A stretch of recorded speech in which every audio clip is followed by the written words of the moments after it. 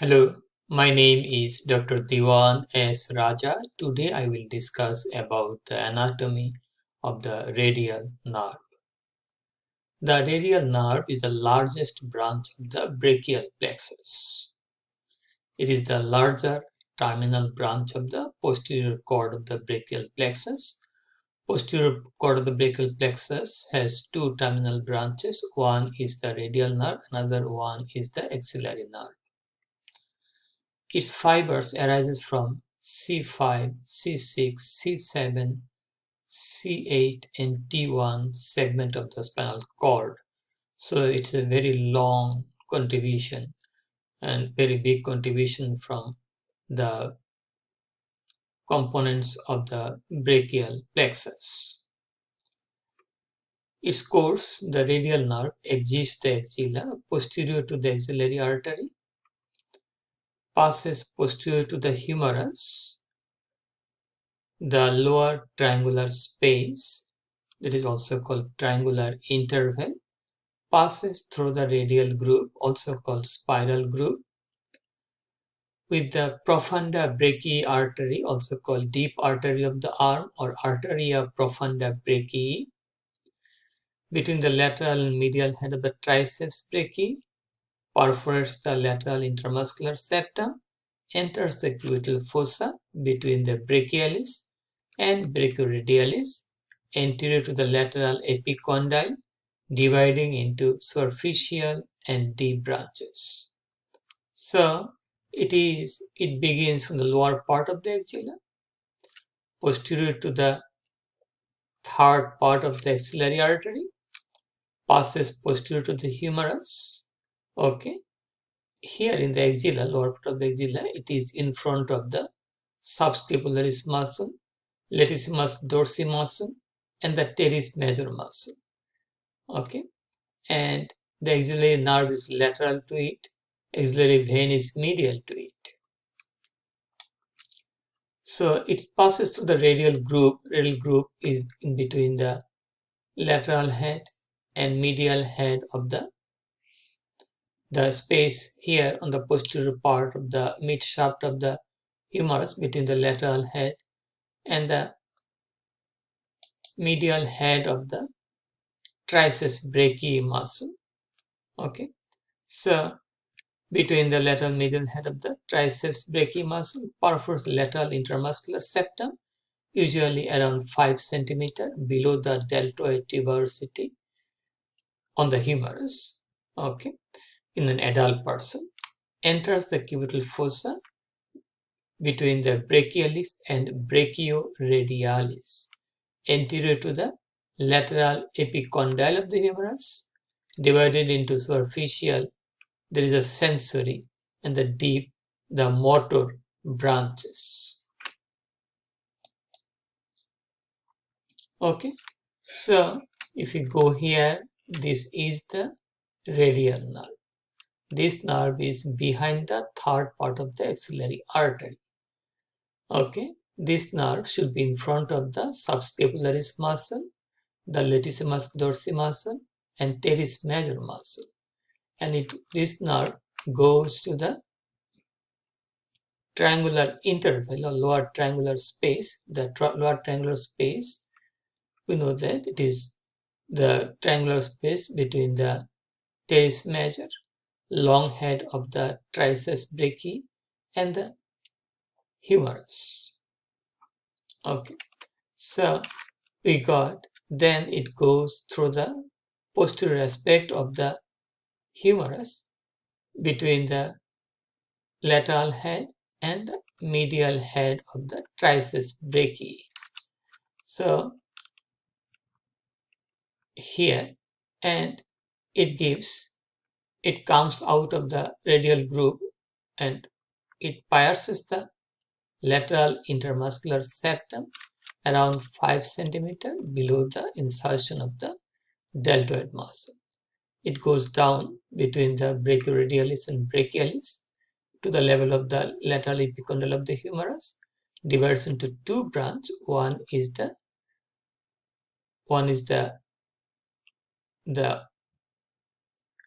deep branch, another is the superficial branch.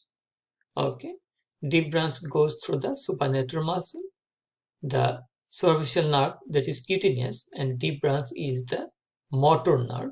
It goes through the muscle fibers of the supinator and emerges as posterior interosseous nerve, and that innervates a lot of muscles here. Okay, so when you look at the nerves, the radial nerve, its branches. So in the axilla, it innervates the muscle, the long head of the triceps brachii muscle. Okay, and also the medial head, lower part, it also innervates the medial part of the medial head of the triceps brachii muscle. In the radial group, it innervates the lateral head of the triceps brachii muscle. The lower part of the radial group, it also innervates the Cutaneous muscle, weak extensor, not shown here. Okay, it also provides some cutaneous branches, the posterior brachial cutaneous nerve.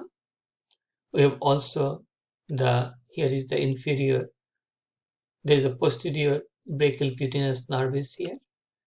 Okay, and we also inferior lateral brachial cutaneous nerve here. And it is here, and this is the deep branch. Deep branch, before going to the supinator muscle, it innervates the extensor carpi brevis. Here, it innervates the brachioradialis and the extensor carpi longus. It also innervates the lateral part of the brachialis muscle at this area. Okay, so once it is passing through the supinator muscle, its name is posterior interosseous nerve, that innervates all these muscles. Okay, and we have the cutaneous branch here, radial nerve. We will get from the radial nerve one cutaneous branch, posterior antebrachial cutaneous nerve here. Okay, there is a posterior antebrachial cutaneous nerve, and this is the superficial branch, that is cutaneous, that will be here. It will be cutaneous here, 1, 2.5 finger, maybe 1, 2, 3.5 finger.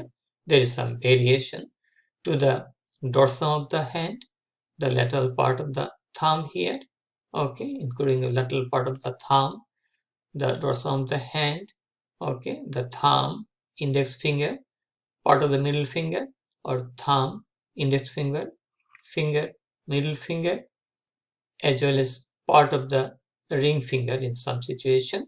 But the superficial branch does not provide cutaneous innervation to the distal phalanx.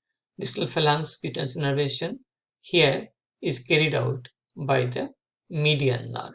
Okay, so just the proximal phalanx, maybe part of the middle phalanx, but not the distal phalanx. Cutaneous innervation here and there, this is done by the median nerve. Okay, we got that. So we got the muscular branches, we got the cutaneous branches. We have also articular branches. So the radial nerve provide innervation to the elbow joint, provide innervation to the wrist joint, to the distal radio-ulnar joint.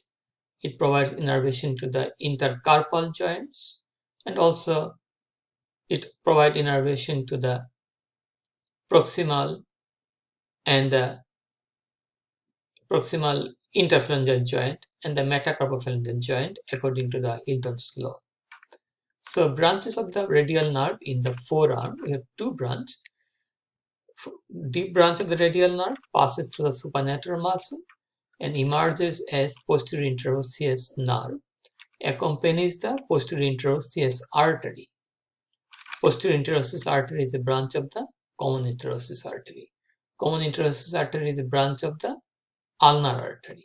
Okay, so accompaniment, it passes, its name is posterior interosseous nerve, so it is also related to the interosseous membrane posterior aspect. and also the posterior interosseous artery innervates the extensor muscles of the forearm and end and end and it ends by termination as a pseudoganglion. Okay, so it terminates as a pseudoganglion. Okay, and terminates as a pseudoganglion at the dorsum of the wrist, and from this pseudoganglion we'll get some articular branches to the wrist joint, distal radial nerve joint, intercarpal joint, and the metacarpophalangeal joint. Even we'll get the articular innervation to the proximal interphalangeal joint. Superficial branch, okay.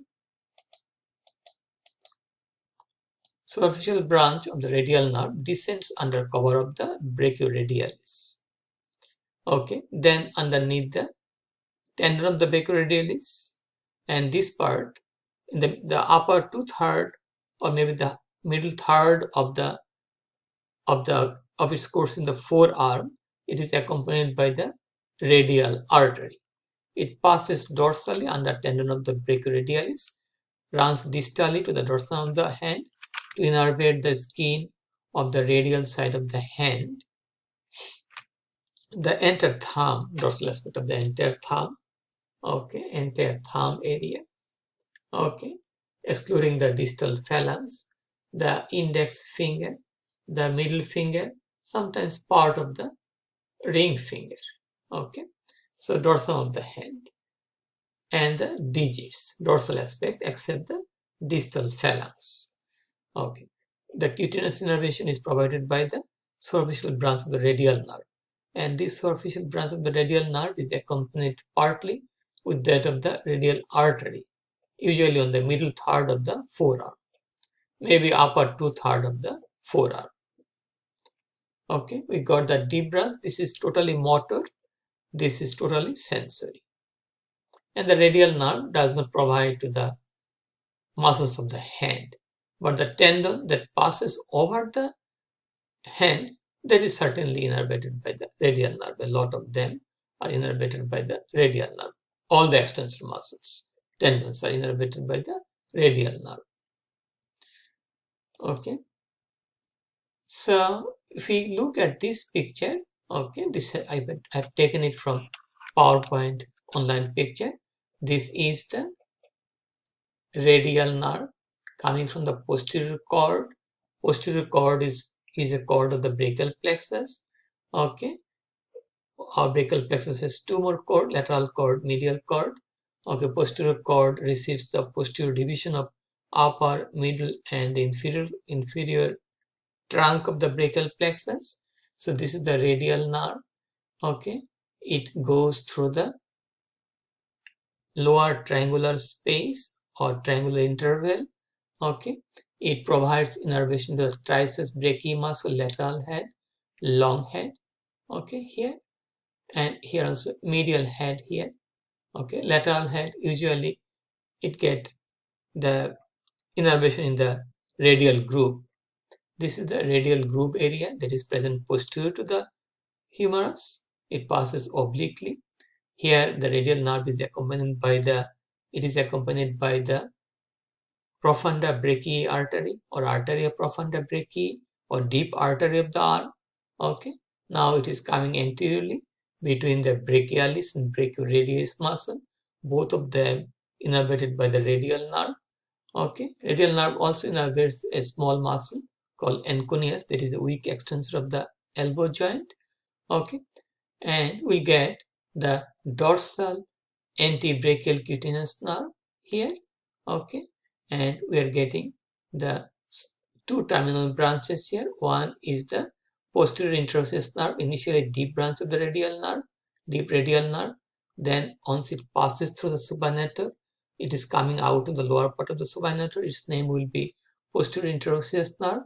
It innervates all this muscle, all the superficial and the deep extensor muscles. And this is the superficial radial nerve. It is passing under the brachioradialis and turn around underneath the tendon of the brachioradialis, and it will give cutaneous innervation to all these digits, 1, 2.5, sometimes 1, 2, 3, maybe 3.5 is also possible. It varies from person to person. Okay, and this image shows that this part, cutaneous innervation by radial nerve, particularly this area, is getting the innervation from the superficial radial nerve here. Okay, other nerve may contribute in the cutaneous innervation of the dorsum of the hand here, like this nerve is going from the dorsal antebrachial cutaneous nerve here. Okay, here, and this particular nerve, this area, and the digits will get 1, 2, 3.5, maybe 2.5 digit is getting cutaneous innervation from the superficial branch of the radial nerve. Okay, the distal phalanx are usually not innervated by the radial nerve. The distal phalanx, specifically the index and the middle finger, are getting innervation, cutaneous innervation from the median nerve. Okay, so there is some variation also here. It is usually getting distal phalanx from the median nerve, but here it is shown that from the radial nerve. Okay, we have some clinical anatomy. Wrist drop. Person, we have few things to remember that wrist drop. The wrist is, person cannot extend the wrist because of the paralysis of the deep branch of the, because of the paralysis of the radial nerve. Okay, so there will be wrist drop. Person cannot extend the wrist joint. There will be paralysis of the metacarpophalangeal joint, so it cannot be extended. Okay, but the interphalangeal joint may be weakly extended by the action of the lumbricals and the interossei muscles. So wrist drop is a feature of the radial nerve injury. We have to know that the triceps muscle, the long head, is getting innervation before the radial nerve enters the radial groove. Even the medial head may get innervation before the radial nerve enters the radial groove. So fracture of the shaft of the humerus may not cause complete paralysis of the triceps brachii muscle. Okay, and deep branch of the radial nerve may be damaged in the radial head area, but the extension function may be partially okay because of the action of the extensor carpi radialis longus and extensor carpi radialis brevis. So injury to the deep branch of the radial nerve at the radial head area may not cause complete loss of function of extension of the wrist joint because of the intact innervation to the extensor carpi radialis longus and extensor carpi radialis brevis. Okay, so we have another term called Saturday night palsy. Person sitting on an armchair by hanging the upper limb on the wood of the chair, okay, and on the handle of the chair, then the radial nerve may be compressed, there will be paralysis. This is called Saturday night palsy, but it may happen at any night, not necessarily the Saturday night. So person sitting on an armchair by hanging the upper limb, and the upper limb is under pressure of a part of the chair, and that may cause that. It may happen also in case of crash paralysis. People walking on the crash, then they may have that problem. Okay, and the radial nerve may be damaged, most likely due to fracture of the mid shaft of the humerus. There is a common site. Okay, so we got wrist drop, Saturday night palsy, crash paralysis, fracture of the shaft of the humerus. Okay, and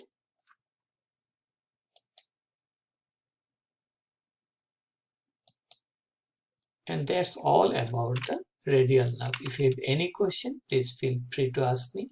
Please share the information with your friends. Please support my channel. Please subscribe me. Have a nice and wonderful day. Bye now.